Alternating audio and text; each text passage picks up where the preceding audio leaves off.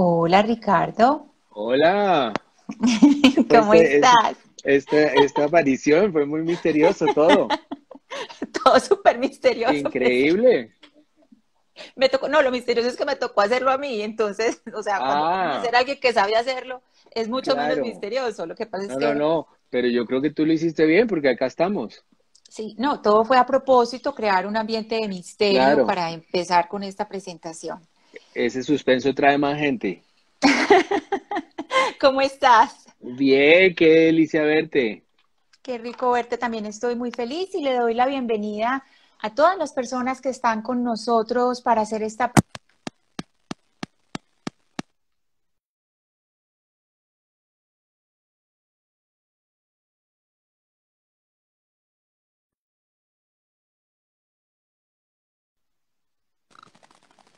Ya está otra vez bien.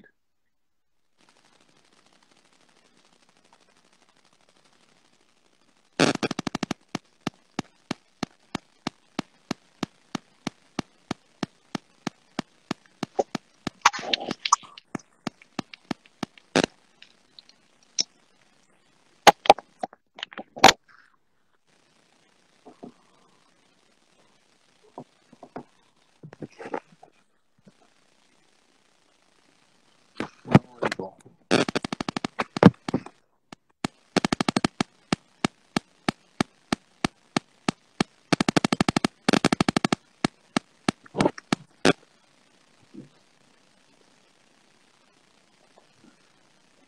Ah, ustedes me escuchan.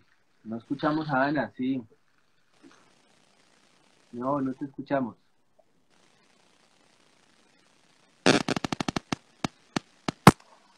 Estaba tratando de arreglar el celular y fue ¿Me evidente. oyes así? Sí, perfecto. Creo que sí. ¿Me oyes? Entonces sin audífonos. Yo también me los quité por si eran los míos, pero esto es Listo. tradicional, esto tiene que ser así siempre. Listo, no, les decía a todos que pues les agradecía a todos la presencia tuya, primero que todo, Ricardo, muchas gracias por estar con nosotros y mil gracias al Café Librería Ex Libris por esta oportunidad de poder conversar contigo y de estar con todas estas personas que nos acompañan hoy. Hoy vamos a hablar de tu libro Río Muerto. Vamos a estar hablando de este libro, pero primero pues quisiera hacer una breve presentación aunque muchas de las personas, o si no todas las personas que estamos acá, pues conocemos muy bien quién eres tú. Ricardo Silva Romero es un escritor nacido en Bogotá en 1975. Él es columnista del periódico El País de España y del Tiempo. Lo conocemos pues por muchos libros, no los voy a leer todos porque además no me sé todos los nombres de los libros, pero algunos se los voy a, de una vez se los muestro y se los recomiendo. Autor de Cómo perderlo todo, autor de TIC, autor de Autogol, autor de Un largo etcétera y de Río Muerto, para que podamos conversar un poco más. Perfecto. Ricardo, entonces, pues primero, bienvenido y saludemos pues a todos los que nos están acompañando, que pues veo que hay mucha gente de Medellín, pero también de distintas partes del país. Mucha gente de Medellín que además conozco, como estaba por ahí Oscar, estaba, no, he visto un montón de gente que ha saludado, muy querida además. Ahí está Elsa, por ejemplo. Bueno, hay un montón de gente muy, muy querida, pero sobre todo muy querida tú. Es para mí de verdad una felicidad hablar contigo siempre y pues en esta situación aún más y en esta librería que uno se siente que está allá y adentro, pues mucho mejor. Qué felicidad. Bueno, empecemos a hablar de esta obra tan linda que escribiste. Siento algo muy especial porque de todos tus libros te tengo que decir que este es el que más me ha gustado. Me siento muy afortunada porque Qué este bueno. de verdad que es el libro que más me ha gustado. Eh, y quisiera que empezáramos por hacer un mapa, que empezáramos por hacer el mapa de Belén de Chamí, que lo ubiquemos en el mundo, porque en el mapa de Belén de Chamí es donde vamos a ubicar a ese lugar tan hermoso que es el que nos va a contar la historia, que es el Río Muerto. Perfecto. Pues Belén del Chamí justamente no está en el mapa de Colombia, justamente ha querido estar y no ha podido, como suele pasar o pasa en otros casos en Colombia. Se podría ubicar por lo que se dice en el libro entre Antioquia y Chocó, como otro Belén, que es Belén de Bajirá, que fue tema hace 3, 4 años cuando Antioquia y Chocó se lo peleaban para no hacer nada por él. El conflicto fronterizo. Era un conflicto fronterizo por no hacer nada por Exacto. Bajirá, por ver quién no hacía nada. Y podría ubicarse en ese sector. Ahí hay unos pueblos que lo prueban, pero hay una seña o una señal que confunde, que es que se habla de que está en el suroccidente del mapa de Colombia.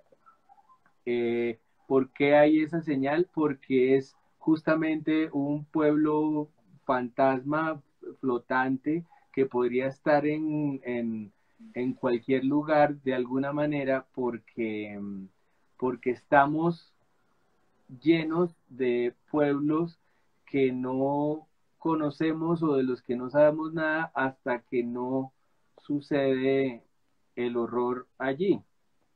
Entonces, eh, es un lugar muy particular, eh, como otros pueblos no cree en el catolicismo porque sigue sintiendo la sombra que se dio durante la violencia bipartidista, sigue relacionando al catolicismo con una parte de esa guerra, eh, pero pues está como tantos lugares de Colombia sitiada por las tropas de los ejércitos silvestres que se dan en Colombia, eh, y está sitiada por esa gente que se da curiosamente el permiso de matar a todo el mundo que le estorbe, que esté en su camino y entonces de algún modo podría estar en cualquier parte de Colombia o en muchos lugares de Colombia. Esa, esa especie de lejano oeste colombiano que no es en el oeste sino en todas partes, eh, es el lugar donde queda Belén del Chamí.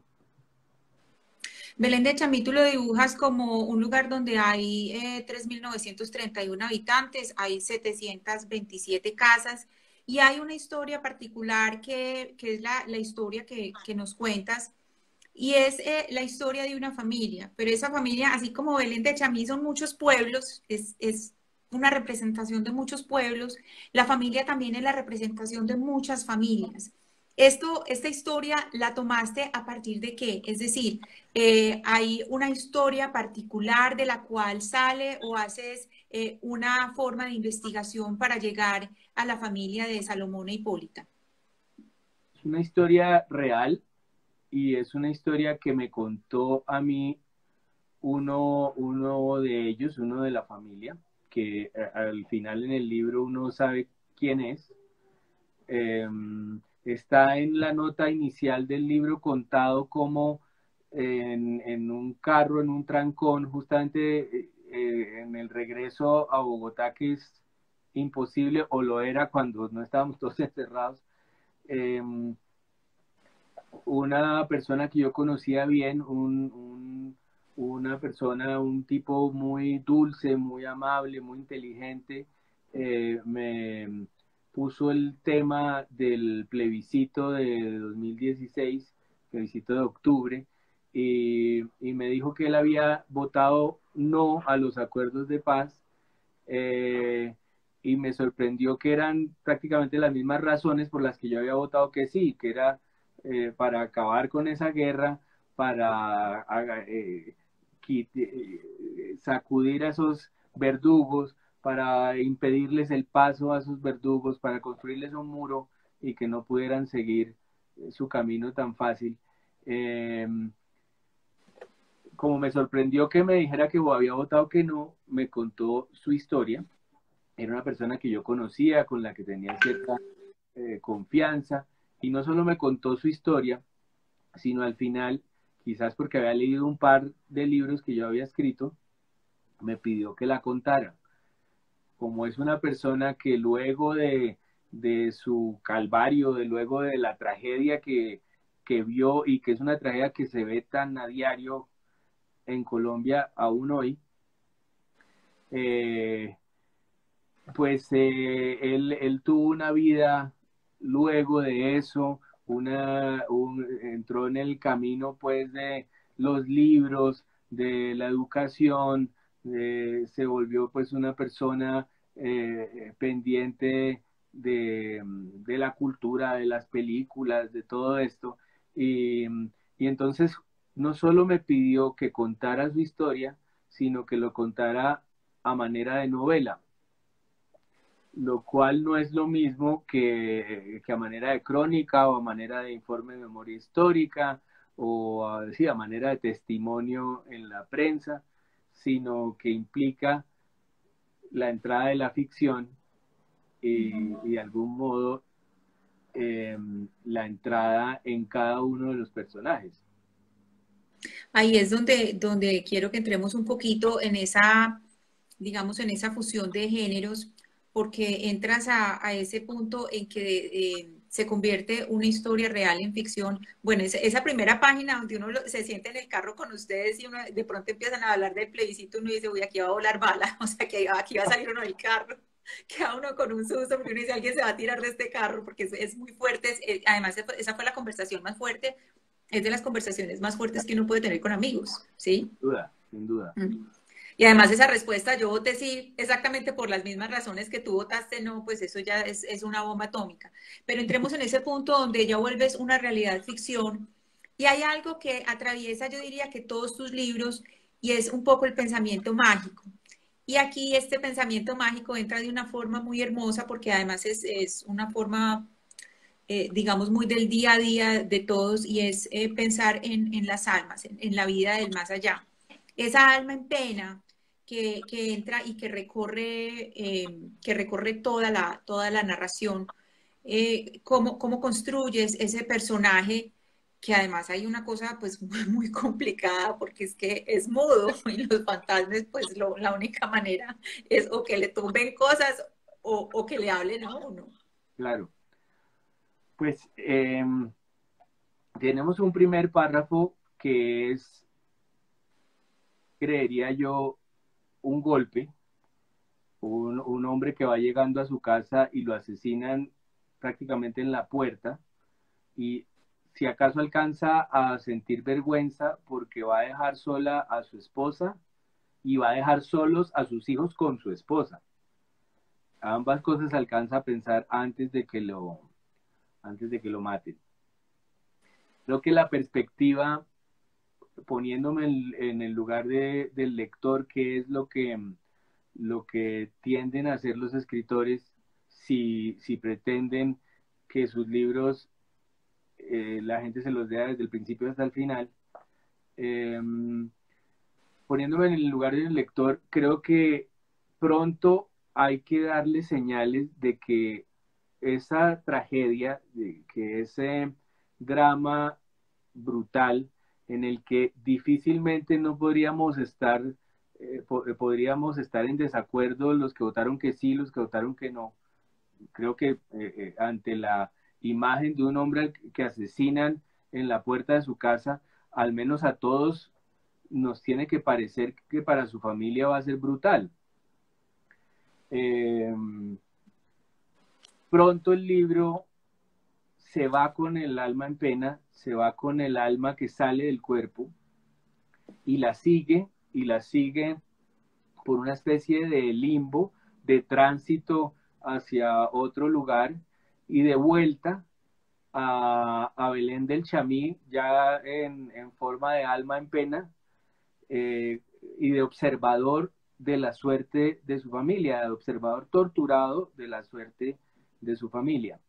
Creo que es verdad que para mí el pensamiento mágico es muy importante, o el dramatismo mágico, o como se quiera llamar, o lo invisible, en la medida en que para mí hace parte de la realidad. Eh, pero también es muy importante para el lector porque entra o se llama a una especie de cuarta dimensión en la que se está haciendo, para empezar, algo artístico, algo bello. Las descripciones de ese más allá pretenden ser bellas, pretenden ser mágicas, pretenden explorar un mundo que no vemos nosotros aquí.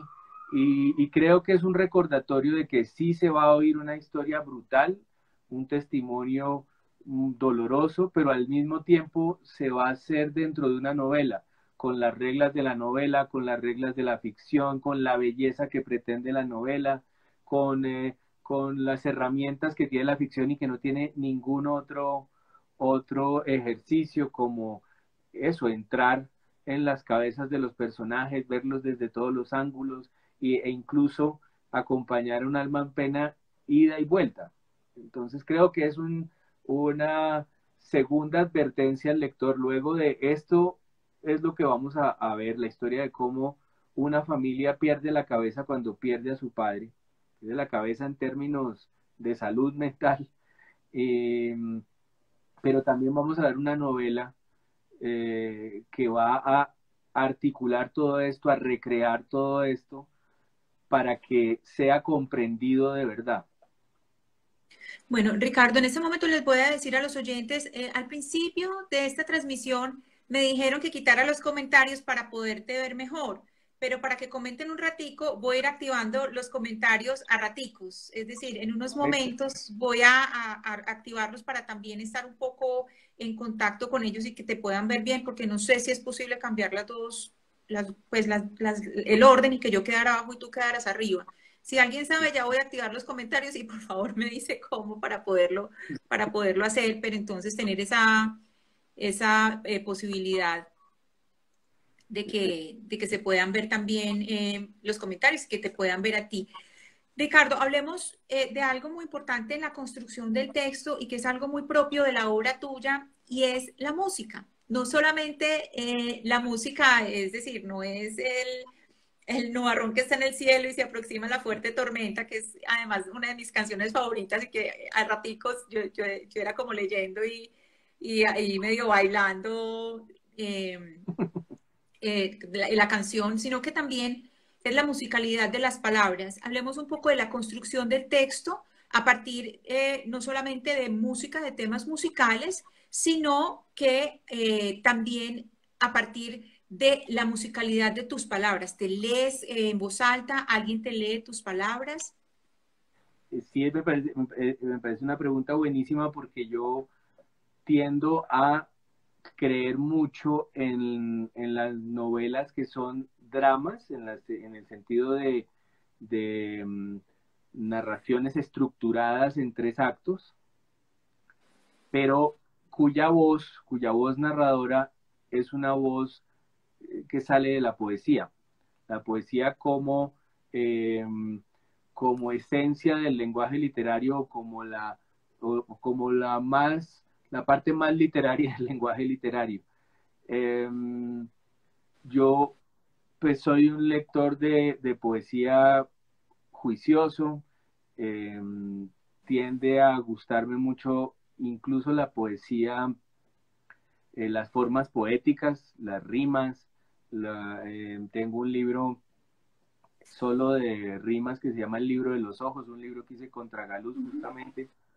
Eh, y en general me, es uno de mis placeres en la vida contar sílabas, contar en decasílabos, contar Sí. alejandrinos, todos los versos. Hay incluso uno que es la silva, que, que me gusta mucho. Y creo que me pasa lo mismo siempre que escribo cualquier cosa que escribo. Hay algo ya, una deformación profesional o un oído que se va dando eh, de tanto escribir, y hay frases que me parecen o cojas como frases a las que le faltan 3 sílabas para funcionar, y creo que eso debe notarse en la escritura, debe haber una voz que lo va llevando a uno, como lo lleva a uno cualquier forma poética, lo va llevando a uno justamente hacia una última frase que tiende a ser un latigazo final, como una lápida, que en los poemas es el último verso y en una novela es una última frase que cumple esa misma función. Entonces, sí, la música como referente y como modo de definir a los personajes está aquí, como tú decías, la creciente está desde el primer párrafo hasta el final como una creciente, va avanzando y avanzando y avanzando, y esa es una canción de amor entre el Es un miedo poema, esa canción es un y es poema. un poema, es justamente una de los vallenatos que uno puede ver en el papel y funciona perfectamente como un poema. eh, y aparte está contando una historia de amor amenazada, sitiada, y eso me gusta porque es también lo que está contando Río Muerto, y también la idea de una creciente de algo que se puede salir de quicio, pues está advirtiendo que va a leer uno en la novela. En un momento dado pensé que era un buen epígrafe, pero luego me pareció que tenía que estar en toda la novela y que con que estuviera en el primer párrafo ya era el epígrafe. Eh, y sí, hay muchas canciones también allí, desde Sopa de Caracol hasta...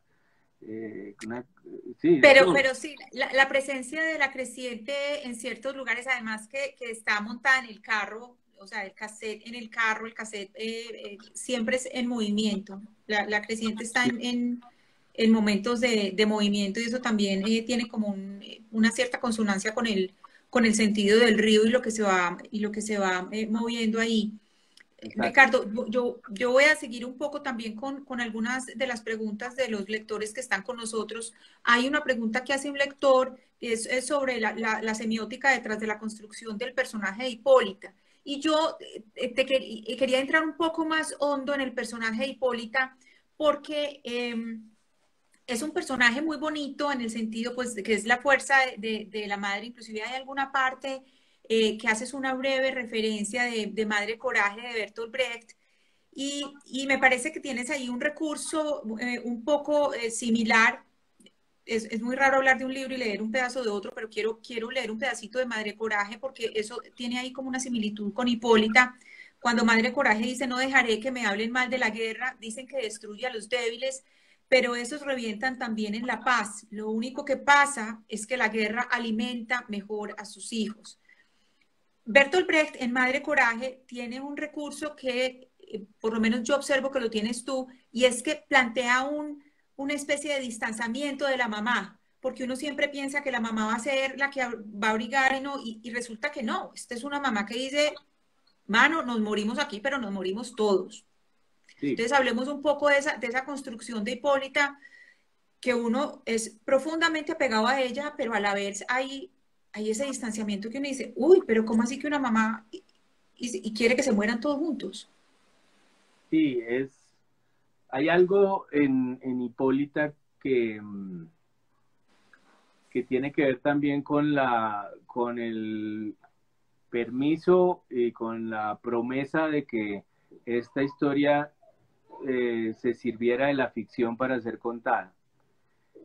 Y es que el nombre es el nombre de un mito griego que, que presenta justamente a una esposa con un cinturón mágico que le da especiales poderes, Poderes. y es algo que aquí a Hipólita le da el dolor, es como el dolor, el duelo aún sin resolver, le da coraje extra. Ella ya era una mujer que hablaba claro, que hablaba de frente, que defendía su vida, defendía su familia, eh, y había hecho un compromiso de por vida con un hombre con el que, entre otras, estaba teniendo un mal momento por cuenta de una infidelidad. Pero su reacción, su duelo termina siendo una especie de contraataque a todos los matones de ese lugar, a todos los dueños de ese lugar, a los que les dice la verdad en la cara, con la esperanza de que los maten a todos. Sí. Por supuesto, produce extrañeza que sabiendo uno que es una madre que quiere a sus hijos, que alcanza uno a notar ha sido una buena madre, eh, esté reaccionando como un kamikaze contra Sí. todo para acabar con ese lugar, pero al mismo tiempo me parece que es verosímil y me parece que es lógico y que tiene sentido que alguien se resista a que esas sean las reglas del juego, a que a uno le puedan matar así a alguien de un día para otro y no pase nada y ellos sean los que tengan que irse. Y, y es una reacción como en nombre de muchos dolores, me parece. Eso es lo que a mí me gusta de ella, que encarna justamente lo que tantos mudos mudos porque aquí toca hacerlo, no se atreven y solo en un rapto de dolor, en un arrebato delirante dentro del duelo, pues se atreve a agarrar uno por uno a estos matones que han estado sometiendo a todo el mundo, haciendo su ley e inventándose su propio Dios durante tanto tiempo. Hay una cantidad de veces en que le pegas a uno una serie de sustos en el libro, por ejemplo, cuando los niños, y ahora quiero pues que hablemos un poco de la construcción de Max segundo, porque uno piensa que va a ser como una especie de Hansel y Gretel al revés, o sea, son los niños los que van a dejar abandonada a la mamá. Uno dice, uy, esto, ¿por dónde va? O sea, hay un sentido del horror que empieza a jugar con la mente de uno porque uno no sabe dónde está el sentido del abandono. Y si de verdad algunos niños chiquitos, unos niños de 12 y 8 años, pues sí pueden, unos niños tan chiquitos sí son los que pueden dejar abandonado a la mamá. Entremos un poco en ese pensamiento del sentido del abandono que construyes precisamente a partir de esos dos personajes tan hermosos que son Maximiliano y Segundo. Pues mira que esa es una pregunta que no me habían hecho, entonces me toca darle vueltas. Y, y pienso lo siguiente, pienso que entre los hermanos siempre hay un mundo paralelo que incluso los papás desconocen. Los papás no, yo tengo dos hijos y sé que mis hijos tienen ya una dinámica entre ellos en la que no alcanzamos a participar y cosas que hacen entre ellos que no nos alcanzamos a enterar. Y creo que allí está retratado ese universo paralelo. Está un hijo mayor, un primogénito, que como tantos primogénitos siente el deber de cargar con la casa, siente el deber de terminar de educar a su hermano menor porque los papás no están haciendo suficiente ese trabajo, suficientemente bien ese trabajo. Y hay un hermano menor al que le ha sido concedido un curioso derecho a la fragilidad por ser el menor y a justamente pensar más en la magia y en lo invisible, un personaje con el que yo me sentiría muy cercano, muy cerca, que entendería muy bien. Eh, esa dinámica es además muy particular porque un hermano completa al otro de alguna manera. Un hermano puede ser así de frágil porque el otro no lo es, y un hermano puede ser así de asertivo y de duro y de práctico porque el otro va a aportar todas las lágrimas, todos los sentimientos, todas las dudas, todas las culpas que se dan en las dinámicas familiares. Entonces, me gusta mucho cómo el uno describe o retrata al otro, cómo la relación de los dos los retrata a los dos y los hace las personas que son. Y, y creo que hace difícil resolver, o creo que lo lleva a uno a pensar que realmente Río Muerto es una novela que tiene cuatro protagonistas. A pesar de que Hipólita es tan fuerte y a pesar de que el mudo Salomón comienza la novela y es un testigo, hasta una especie de evangelista muerto de su familia, están estos dos hermanos que, que están en su universo paralelo tratando de ser una nueva familia que resuelve, bueno, nos quedamos sin papás, entonces decidimos juntos todos, pero una familia frágil porque hay uno de los dos que siempre va a estar diciéndole al otro, no, pero espérese que nosotros necesitamos a una mamá. Entonces, sí, es toda una novela lo que pasa con ellos dos, me parece. Pero ellos están expuestos a la vez a una serie de ritos iniciáticos. Es decir, ahí empiezas, en toda la narración, empiezas a evidenciar como una serie de ritos iniciáticos que son, yo no creo que sean exclusivos del territorio rural, que son, digamos, muy No, colombianos. yo sí creo.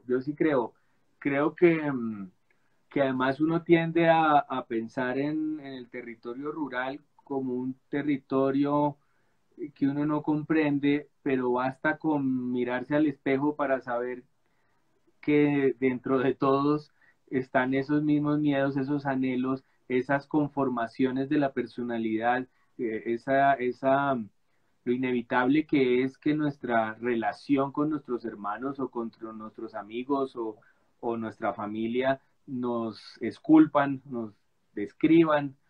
Eso se da en cualquier lugar dentro de, esté en Rusia en el siglo XIX o en Belén del Chamí en 1992, una persona mira hacia adelante y ve incertidumbre y teme y es algo que es importante de recordar, por ejemplo, mientras se está escribiendo una historia rural. No tratarla de escribir desde arriba o desde un lado o como un investigador, sino desde dentro de los personajes porque ellos son lo que uno es. Eh, y sí, tienen casi que una recorrido de novela iniciática e incluso de novela de carretera. Van enfrentando miedos cada cual a su modo, el uno obligado por él mismo o por su experiencia en la vida a ser el hombre de la casa y el otro a tratar de conservar la calma y la fe que es lo que lo mueve y justamente van viendo en las supuestas autoridades nada, nada detrás de ellos, solo violencia, solo poder reducido a fuerza y, y creo que es una lección muy fuerte y un llamado como en las novelas de iniciación a ser de algún modo el propio padre, a darse la vida a uno mismo y a construirse a uno mismo y a dejar de esperar que lo definan a uno autoridades y vigilantes. Ahí hay una relación muy bonita planteada en distintas, es decir, en distintos estratos o etapas, y es el afuera y el adentro. Entonces, el afuera y el adentro de la familia, pero también el afuera, ese afuera al que el alma en pena les dice, se tienen que ir, tienen que salir de ese pueblo, hay un futuro después afuera del pueblo, y también un afuera de estos niños, de esta Hipólita, que tienen un mundo por dentro, pero también se deben a ese mundo de afuera y hay como ese conflicto. Hablemos un poco de esa configuración del adentro y esa línea, porque me parece, o por lo menos yo lo veo muy marcado, la línea entre el adentro y el afuera, no solamente geográfico, sino de los protagonistas. Desde luego es una pregunta que no me habían hecho, entonces patinaré, pero llegaré a alguna parte. Y es si hay una vida adentro que uno alcanza a ver entre los dos hermanos y entre los papás uno ve que tenían costumbres como los papelitos que el padre dejaba, como ver televisión en un sillón. eh, Cada uno había construido una relación con el papá que como no hablaba, pues era de alguna manera muy literaria porque había que leerlo constantemente y, y un gesto de ese padre podía, como en el lugar común, ser más poderoso que mil palabras.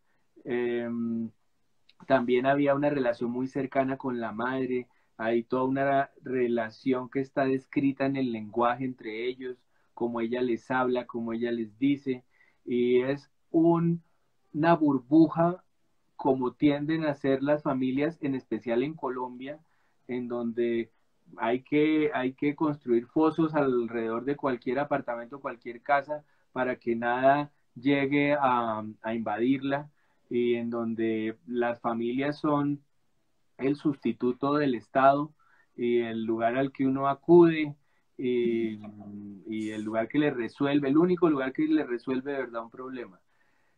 Pero entonces, la solución de esta familia, la única que hay, la que le susurra el mudo, porque el mudo ya estuvo en el más allá y ya volvió y ya sabe algo que ellos no saben, como los personajes que van al infierno y vuelven, traen una información. Y el mudo sabe que si se van de allí, todo les va a salir mejor. Y busca todas las maneras de hacérselos entender. Es, el suspenso de la historia está en el cuerpo fantasmal de él. Eh, y lamentablemente ese salir de allí implica atravesar ese infierno de ese pueblo y afuera esa familia estalla. Todo lo que tenía construido, toda esa burbuja se desbarata y, y entonces la dinámica entre los hermanos se rompe, la lealtad que se tienen los hermanos que se asoman a ver si los papás están dormidos juntos y se burlan de los papás juntos, se rompe por un momento y no están de acuerdo y entonces ya no hay una lealtad ni un diálogo, sino un hermano que quiere imponérsele al otro y, y al mismo tiempo una madre que no está en sus cabales, sino en una cruzada propia en la que cree, pero que es brutal. Y ese afuera es, es un afuera muy colombiano, es cómo hacemos para sobrevivir fuera de nuestras casas en Colombia. No es nada fácil, todo está dado para que queramos encerrarnos de nuevo, para que queramos. Uno sale de la casa para sufrir. Exacto. Y Ujú. eso está mostrado cómo incluso se ponen a prueba los lazos familiares una vez uno sale. Cuando tú me hablas al principio de lo difícil que era hablar del plebiscito, es justo porque Colombia es una trampa y le pone a uno esos dilemas y entonces tiene uno que acabar peleado porque iba a votar sí uno y el otro que no. Y eso es constante aquí. Creo que eso les pasa a los personajes, les toca, se ven obligados a vivir fuera de su casa y fuera de su casa queda Colombia, Belén del Chamí en específico, con todos sus abusadores y, y con un mensaje constante que es que ni siquiera ser mudo le garantiza a uno que no lo mate, ni siquiera callar, bajar la cabeza le garantiza a uno que no lo mate. Entonces es atravesar ese lugar que no es nada fácil. Pero también hay otro aspecto que me parece muy simbólico y es mudo, muerto, no tiene presencia física, pero aún así sigue hablando. Es decir, hay formas hay quienes no se callan, es decir, así traten de callarlos, hay personas que hay verdades, hay personas, hay hechos que no se pueden callar. Sí, y en Colombia la definición de héroe es exacta porque todo el mundo lo es en alguna medida porque no lo quiere ser. Justamente un héroe en los manuales sobre los héroes, está claro que todos los héroes son reticentes, nadie quiere lanzarse a ser el que hable o el que diga lo que nadie más está diciendo, y aquí sí que tenemos a un mudo de ultratumba tratando de decir váyanse porque aquí no hay manera, y a una esposa y una viuda realmente diciendo todo lo que nadie se atreve a decir y llenándolos a todos de todavía más miedo mientras lo dice. Entonces, sí es también una novela sobre cómo todos tenemos ese instinto de aquí es mejor tener cuidado, pero cómo ni siquiera podemos tenerlo. Eventualmente nos toca decir lo que vemos, lo que pensamos, y es una especie de carrera de relevos que vamos haciendo de generación en generación, todos dejando constancia de esta barbarie. Ricardo, ¿tú tienes en este momento el libro contigo? No lo tengo a la mano, lo tengo ¿No lo por ahí tienes? en otro lado. Ah, bueno, no. Yo te iba a decir que leyéramos un pasaje juntos como para mirar esa dimensión del dramatismo, porque es que hay una parte que es especialmente linda, pero entonces hablemos de la manera, si no lo tienes a la mano, podemos hablar de la manera en que creaste ciertas escenas. Es decir, en el momento que haces las escenas, esas escenas las empiezas a armar a partir de hechos noticiosos, eh, es el cine, tú eres muy cinematográfico, siempre lo has sido, tú has sido crítico de cine. Cuéntanos cómo es toda, digamos, esa armazón detrás de las escenas, que es algo pues muy de la crónica, pero también tiene unos elementos cinematográficos muy fuertes. Perfecto, aquí estaba mirando para un lado, no porque no estuviera poniendo atención, sino porque estaba abriendo el En la Word, pose heroica, estabas en la pose heroica. así estaba mirando al infinito para darle más valor a mis comentarios. Pero aquí abrí por si acaso el documento de Word de la novela, por si acaso nos sirve de algo. Ah, lo Eh, tienes ahí. aquí lo acabo de abrir, sí, Y si coincide con el página, es en la 140. pero si me dices algo, yo lo puedo buscar. Por Debe ser favor, no hacia el nos final. mate a ninguno. Ah, Por bueno, favor, no listo. nos mate a ninguno cuando llegan donde triple X. Listo, por favor, no me mate ninguno. Listo, aquí está. Recordemos que triple X es pues armado, el ilegal, el mandamás, entonces ellos llegan y hacen esta escena que tienes ahí. ¿Sí la puedes leer? Sí, aquí la veo. ¿Te leo algo de ahí? Sí, por favor, como para que yo sé que muchas de las personas que están conectadas con nosotros ya lo leyeron, entonces para que lo digamos de voz tuya y quienes no lo han leído para que se antojen. Perfecto, arranco desde donde me dices. Por favor, no nos mate a ninguno. Por favor, por favor, por favor. Lloró el niño dando un paso y poniéndose de rodillas adentro del ruedo en el que su hermano y su mamá tenían cerrados los ojos. ¿Quién sabe si lo estaban odiando por haberse rendido? Su papá jamás habría pedido de rodillas que no los mataran, porque había sido siempre muy orgulloso y porque había crecido en un mundo resignado a la muerte. Pero él se lo imaginó escribiéndole: segundo, usted no se vaya a hacer matar como yo. Segundo, usted cometa sus propios errores. Y se lo imaginó echándoselo en el hombro, igual que cuando era un niño de 5 años, como un bulto de papas. Y se lo imaginó dándole palmaditas en la espalda hasta que dejara de temer y de llorar, y haciéndole saber a Maximiliano, mientras tanto, que cada quien tenía su propio destino y el suyo era seguir viviendo, que el muerto era él y nadie más que él, y repitiéndole a Hipólita lo que siempre le escribía en las servilletas: haga caso. Qué belleza. Ricardo, ya en este momento debemos más o menos estar empezando a darle la palabra a las personas que nos acompañan para hacer algunas preguntas, pero antes de pasarle la palabra, quisiera que nos refiriéramos a dos personajes. Pues por una parte a la bruja, a esta bruja, que es ese personaje oscuro, que que una vez más nos lleva a lo que es el pensamiento mágico, y el personaje de Triple X, ¿por qué? Porque tiene algo muy particular y es que viene del interior. O Sí, sea, es el que viene de afuera, es más o menos la definición del bárbaro, el bárbaro que viene de afuera y viene es a dañar lo que supuestamente estaba bien en en esta comunidad o en esta burbuja que teníamos.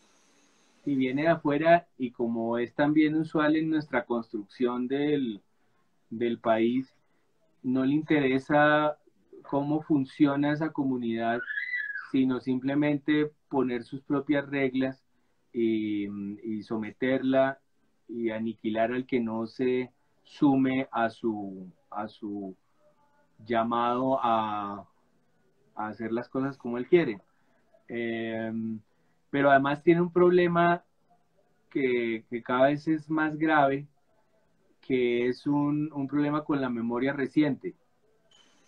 Es un bárbaro que olvida pronto lo que hace, olvida pronto por qué está haciendo lo que está haciendo y, y creo que explica de alguna manera por qué es capaz de tantas cosas sin que nada lo detenga.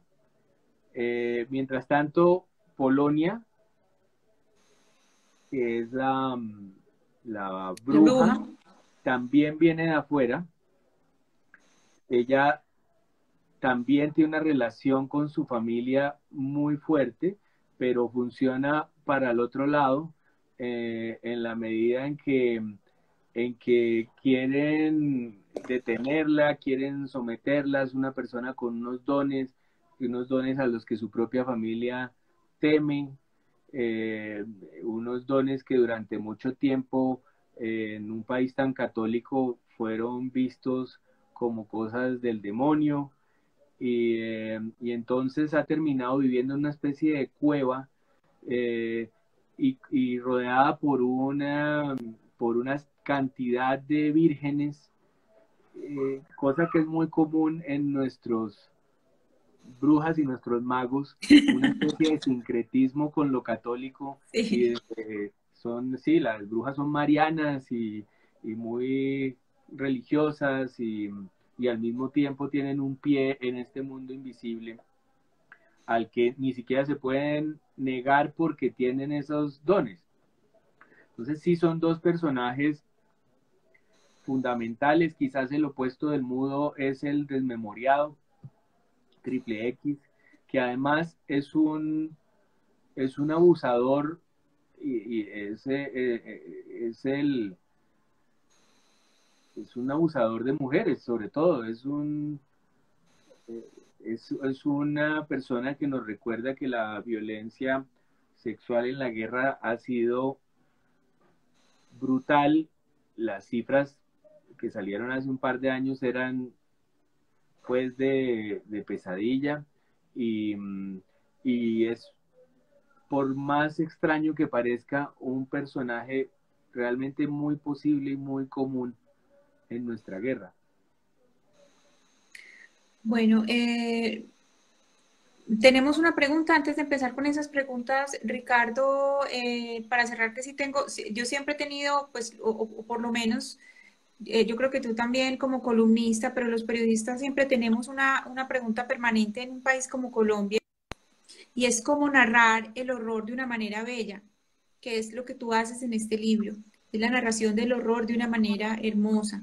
Que también lo hace, digamos, esto es una novela, pero pues digamos en el género de la narración puramente periodística también lo ha hecho Patricia Nieto, por ejemplo, en Los Escogidos, también hace una narración del horror de una forma bella. ¿Cómo haces esa, digamos, ese esfuerzo, esa transposición del pensamiento para poder, lo que es horrible, lo que uno le tiene un repudio o lo que uno no quisiera leer, uno lo lee con todo el amor y con todo el gusto, a pesar de que es un horror, pero es porque está escrito de una manera bonita, bellísima.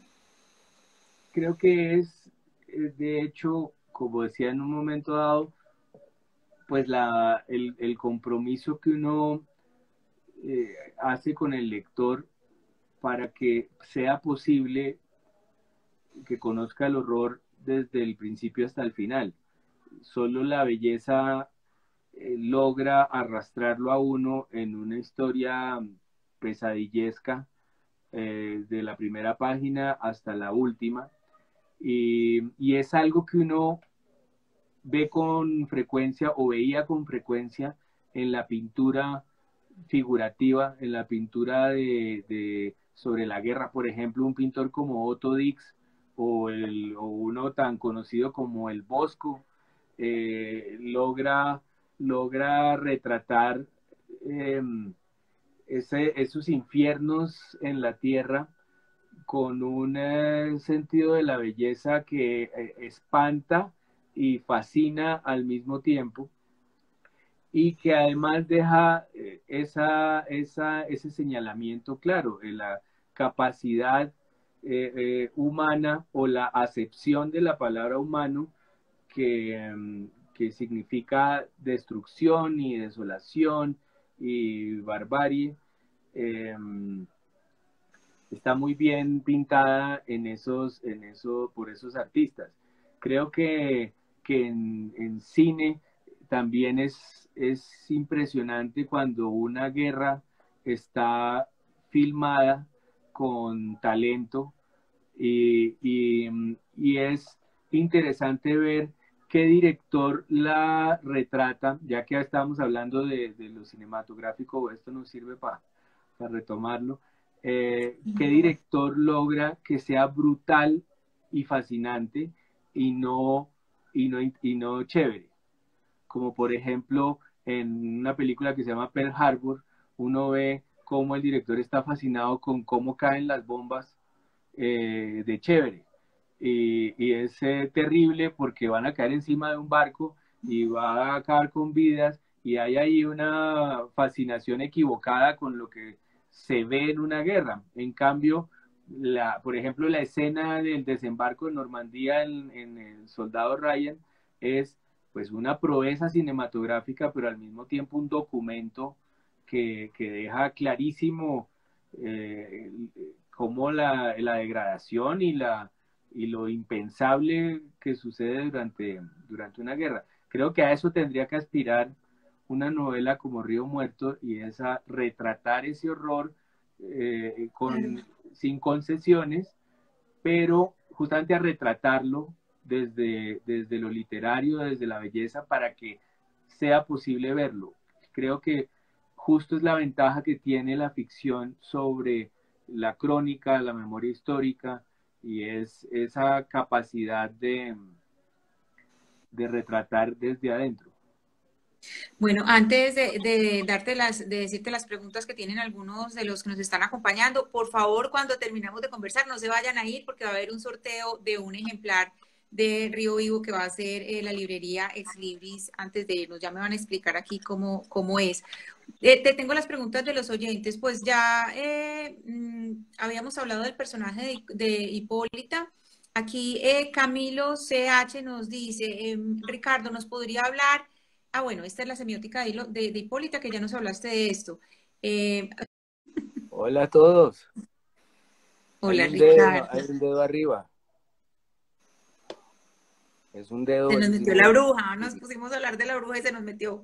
Claro, esa es la consecuencia. Y justo cuando ya estábamos en nuestras preguntas, hubo saboteo. Bueno, no, te estaba preguntando, precisamente te habían preguntado sobre el pastor evangélico, sobre el personaje del pastor evangélico, que además a través de él se hace una crítica tan fuerte de la religión. Sí, es un personaje que a mí me interesa mucho. Me parece una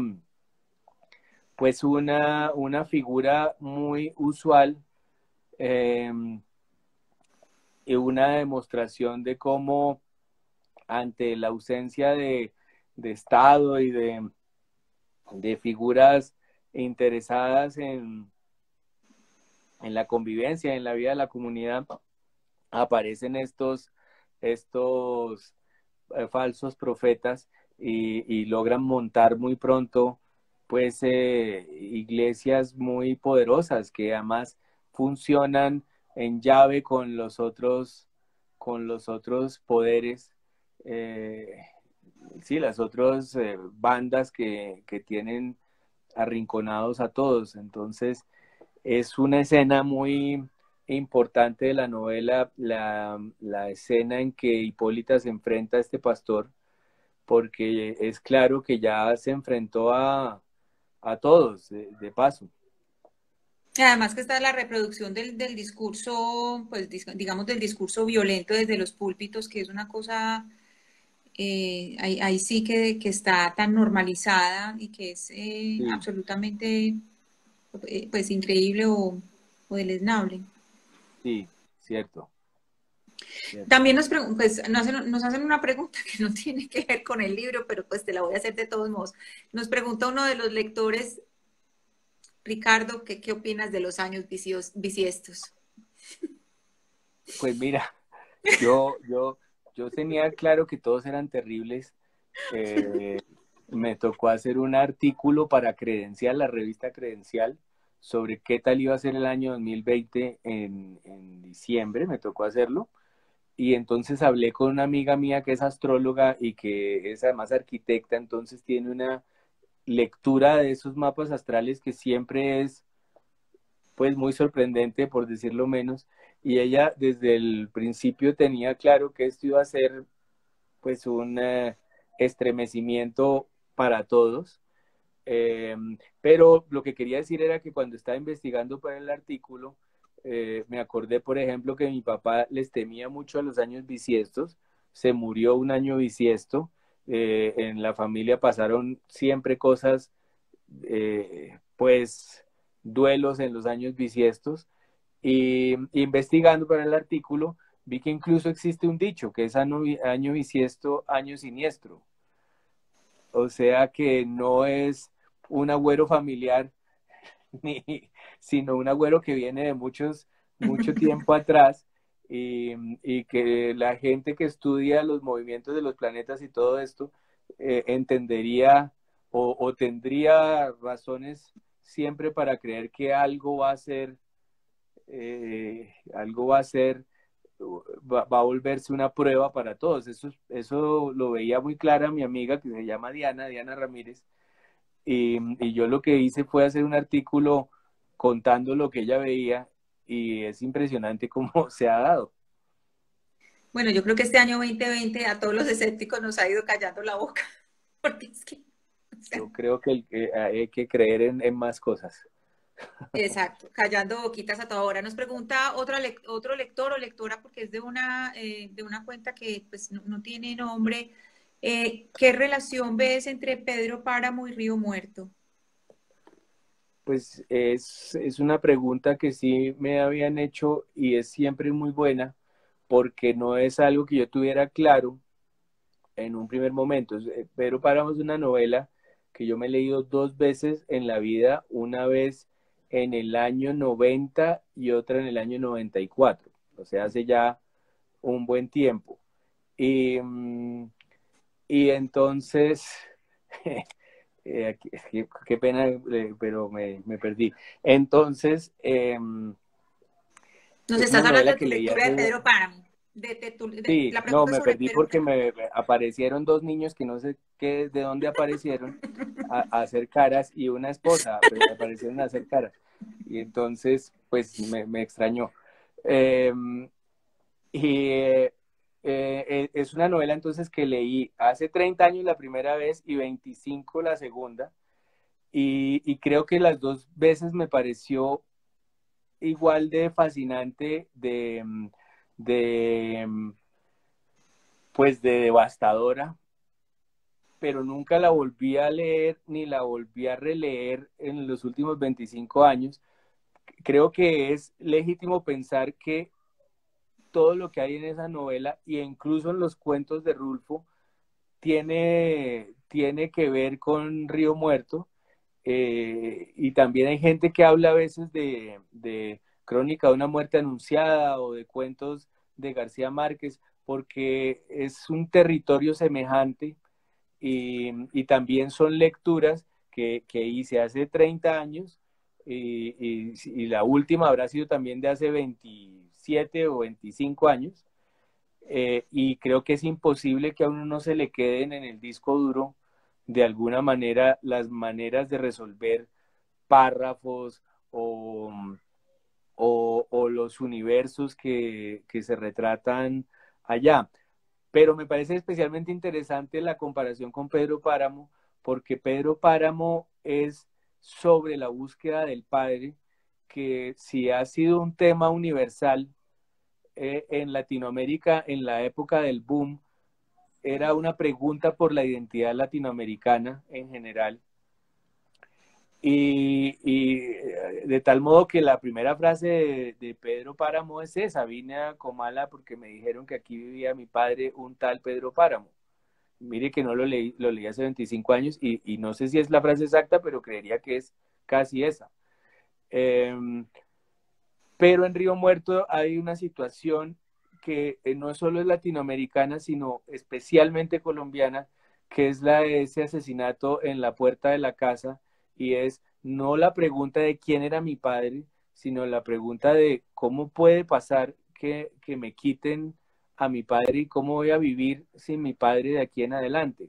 Entonces es, digamos, una variación muy colombiana del, ya no de la búsqueda del padre, sino de la vida después del asesinato del padre.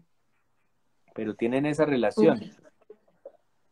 Bueno, te voy a hacer una última pregunta a los lectores porque ya lo que sigue es la rifa del ejemplar de tu libro. La última pregunta que nos hace uno de los lectores que nos está acompañando esta noche, y además les agradezco porque es que recuperamos todos los lectores. Se cayó la llamada y otra vez los volvimos a recuperar prácticamente Claro, a todos. mucho. Muchas gracias, sí, muchas gracias por tanta generosidad y por la paciencia.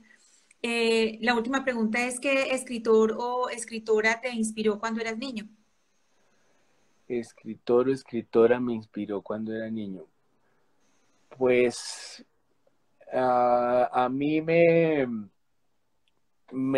siempre cuando era niño pienso en las aventuras de Huckleberry Finn, porque mi papá me lo leyó por las noches completo hasta que terminó, cuando yo era muy chiquito. Entonces siempre me acuerdo de esa novela.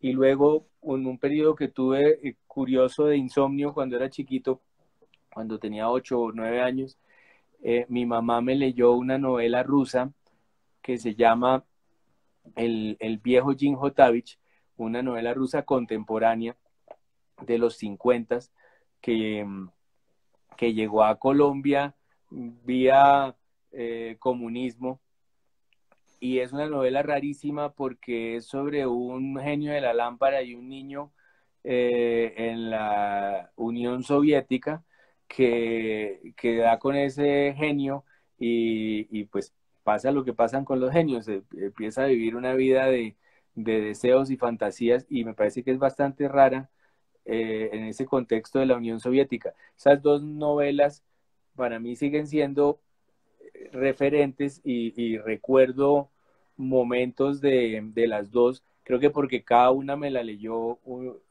uno de mis padres. Sí, claro, es que la lectura también tiene que ver, el inicio lector siempre tiene que ver con el afecto y con el amor, tienes razón. Les agradecemos mucho a todas las personas que nos están acompañando y atención, no tenemos aquí los tambores para hacer el tutututun, porque Ni este es el momento inspector, de no hay inspector de el rifas. inspector de rifas, juegos y espectáculos. Bueno, ahora en esto tan, mejor dicho, tan previamente calculado, Ricardo, ¿haces tú la pregunta o la hago yo? La No, pregunta del que se va a ganar el libro.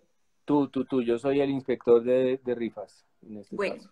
entonces muy atento a los comentarios porque al primero que responda la pregunta que voy a hacer se gana un ejemplar que es cortesía de la librería Ex Libris. Durante esta conversación, Ricardo y yo estuvimos hablando sobre el libro Río Muerto de Ricardo Silva Romero, editado por Alfaguara, que cuenta la historia de una familia. Esa familia es conformada por Hipólita y Salomón y ellos tienen dos hijos. ¿Cómo se llama el hijo menor? El que responda el nombre del hijo menor, el primero que responda se lleva el libro. Responde ahí en el chat. Sí. Hasta Y ahora nos no quedamos en veo. un tararán y un jajaja. Jajaja, Sí, no vale. Santiago Rico. Santiago Rico Santiago Rico se lo respondió, ganó. pero Santiago Rico. Santiago Rico tiene una problema, es que si no, si, yo lo conozco perfectamente y está en Ay, Barcelona. pero qué problemita. Es un problema menor, digamos, que ya, que ya veremos. Bueno, entonces, Pero mucha gente respondió segundo. no, pues es que, pero es que, pues los segundos, o sea, terceros, cuartos y quintos y sextos, o sea, hay una Mire, fila de... Santiago Rico dice, jajaja, lo dono. Lo dono. Entonces hagamos una cosa. Santiago Rico, bueno, tú tienes el honor, quedas con el honor y eso pues nadie te lo va a quitar, Santiago Sí, Rico, pero entonces vamos a mirar quién lo dijo después de ti, eso que fue dice. Lili Pulido. Él mismo se autorregula y dice, al que respondió después. Como ven ustedes en la pantalla, yo se los mostré ahí. Santiago Rico B y después sigue Lili Pulido B. Ahora Lili nos dice que vive en Francia y nos mata. Lili, ¿dónde Sí. vives tú? Sí, pues si vives en un territorio aproximado al correo. Lili, ¿dónde vive Lili? Eso es muy importante. Lili Pulido vive por estos lados del hemisferio. Lili va a responder en cualquier momento si está en Colombia. En cualquier segundo. Bogotá, mire. En Bogotá. Muy bien, Lili. Entonces Vale. a Bogotá te mandamos el libro. Ricardo, qué placer tan grande haber conversado contigo, como si hubiéramos estado juntos. Qué rico. Sí, qué delicia, porque sí, de aquí a que nos veamos, por lo menos nos vimos acá. Qué Sí, sí, alegría. sí. Muchísimas Qué gracias. suerte, repito lo que he dicho en todas partes, qué suerte la mía conversar contigo, de verdad Ay, no, yo que estoy no muy cualquiera feliz. tiene esa fortuna. Tan divino, yo estoy muy feliz. Te mando un beso muy grande a ti y a todos en tu casa, al Luisa, par de niños que están por ahí, ya por ahí sabemos, están Inés y presionando. compañía. Y a todas las personas que nos acompañaron, muchísimas gracias. Qué tan bonito haber estado con ustedes, haberse vuelto a conectar porque los recuperamos a todos. Al Café Ex Libris, muchísimas gracias por esta invitación y Alfaguara. Y recuerden hacer sus pedidos a Café Ex Libris, tanto de esta obra de Ricardo Silva de Río Muerto como de sus otras obras y de los libros de todo el catálogo que tiene la librería. Muchísimas gracias para todos y una feliz noche. Un beso. Gracias, Ricardo. A ti por todo.